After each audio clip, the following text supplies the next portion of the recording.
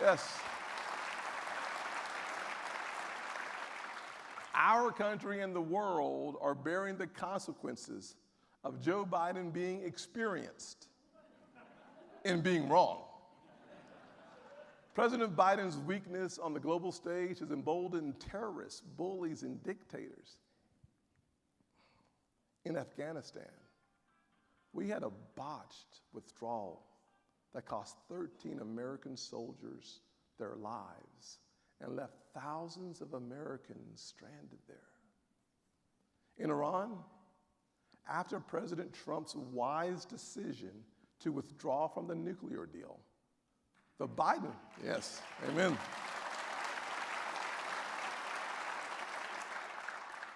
The Biden administration is having Russia negotiate a new deal on our behalf. All the while, our adversaries in Venezuela and North Korea and Cuba and China are watching how the Biden administration continues to mishandle global affairs. And what about Russia? What we're seeing from Vladimir Putin is pure evil, and it must be stopped.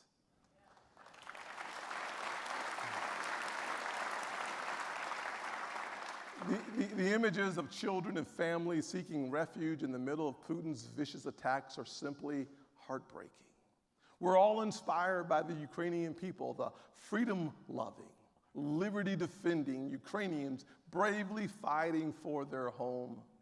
President Zelensky has impressively led his people into an awe-inspiring defense of their homeland. But more must be done on the international stage to support the Ukrainian people, including providing them with the weapons they need for a successful defense.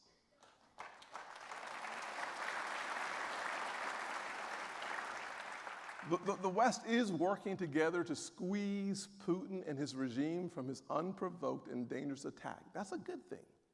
But I would argue those steps came too late. The Biden administration placed misguided hope in the hands of diplomats, while military leaders were arguing for a more forceful approach. And Biden's decision on day one to block the Keystone XL pipeline put us at a huge disadvantage when Russia invaded Ukraine. Hear me clearly. Energy independence is necessary for our national security.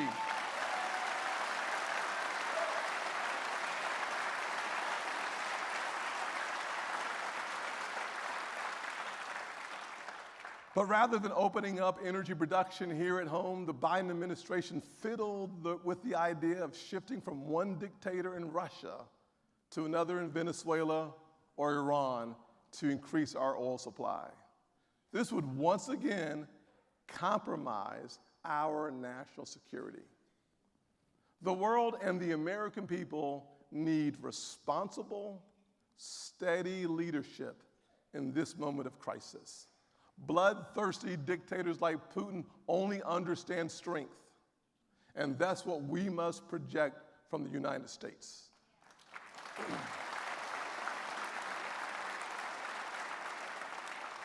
America remains the most important and powerful defender of democracy in the world, a responsibility we must take seriously.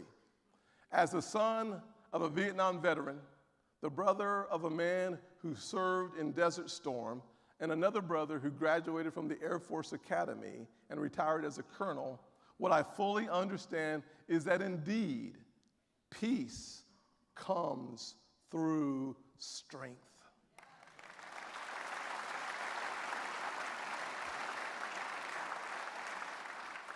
During my Senate service, I've had the privilege of serving on the Senate Armed Services Committee.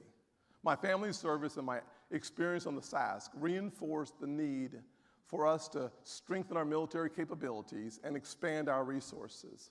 What I learned through my family's nearly 100 years of military experience is that it's not just about the here and now, but about preparation and training for future threats. My brother Ben, a command sergeant major who served in the U.S. Army for 32 years, he said to me, when we decide to go to war, it's too late to get ready. We must never be caught unprepared for the fight. If we cannot engage in multiple conflicts across the globe at the same time, then we are unprepared for the responsibilities of the future.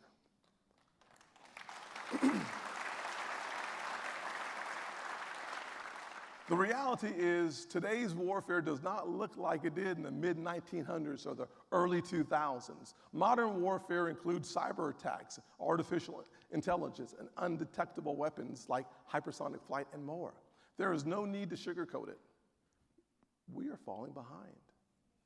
Both China and Russia have been testing hypersonic missiles that pose significant threats to the United States and our allies. Hypersonic missiles travel at over 5 times the speed of sound, can be maneuvered while in flight, and remain largely undetectable. Modern missile defense systems will be made obsolete by these types of missiles, and the United States needs to do more to understand and develop defenses against these weapons. Our president must commit to a defense budget that invests in 21st century technologies and accounts for 21st century threats. Speaking of our national security, far too little attention has been paid to the security risk at our southern border.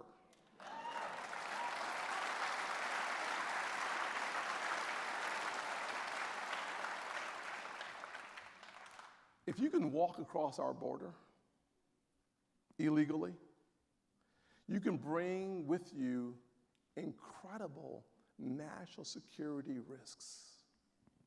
The border crisis is clearly an immigration crisis, no doubt. 2021 saw a record-breaking year with roughly 2 million people caught crossing illegally. When President Biden speaks about reforms, it's eliminating Title 42 with no plan to deal with the influx of additional illegal crossings. And when I say additional illegal crossings, what I'm actually talking about is 18,000 additional crossings per day, according to the Biden administration. That means it's low. Doubling last year's record-breaking illegal crossings. We need a physical barrier at our southern border.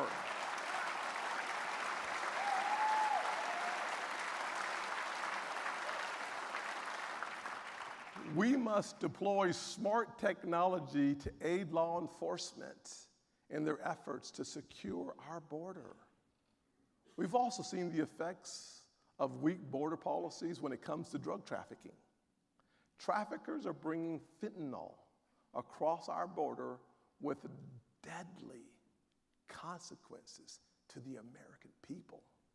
The Biden administration's policies only encourage vulnerable people to travel to our border, which only exacerbates growing humanitarian crisis.